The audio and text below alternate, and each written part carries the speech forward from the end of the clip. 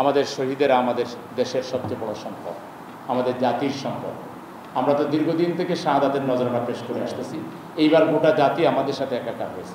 এই শহীদ পরিবারগুলোতে যথাসম্ভব যাবেন, আহতদের পাশে দাঁড়াবেন, তাদেরকে খাওয়াবেন, সান্ত্বনা দিবেন, ছোটো বাচ্চারা থাকলে এদের ব্যাপারে দায়িত্ব নেবেন এবং এই শহীদদের ব্যাপারে জনগণকে সাথে নিয়ে সম্ভব সব কিছু আপনারা করবেন। এতে আপনাদের দিলটাও নরম হবে, আপনারা তাদের কষ্ট শুনে বুঝে নিজেরাও তৈরি হইতে পারবেন।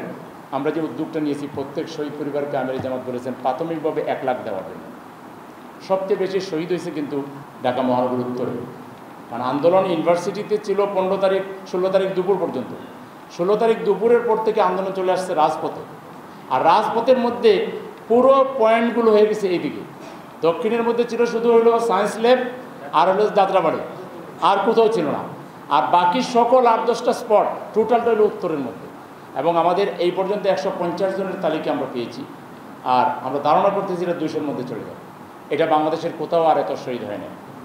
এখন হিউজ পরিমাণ লোক যারা আহত হয়েছে, হসপিটালগুলোতে আমরা যাচ্ছি, এটার মধ্য দিয়ে মানুষের প্রতি আমাদের দায়িত্ববোধ যেমন তৈরি হচ্ছে, মানুষও আমাদেরকে মূল্যায়ন করতেছে।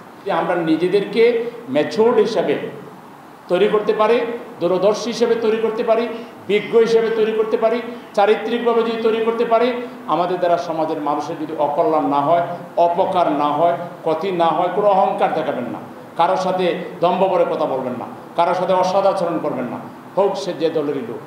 সবার সাথে হৃদ্যতাপূর্ণ একটা সম্পর্ক তৈরি করেন, ভালোবাসার একটা বন্ধন তৈরি করেন, মানবিক একটা সম্পর্ক তৈরি করেন। আমরা একটা মানবিক সমাজ কায়েম করতে চাই, আমরা একটা মানবিক বাংলাদেশ কায়েম করতে চাই, আমরা একটা মানবিক নেতৃত্ব প্রতিষ্ঠা করতে চাই।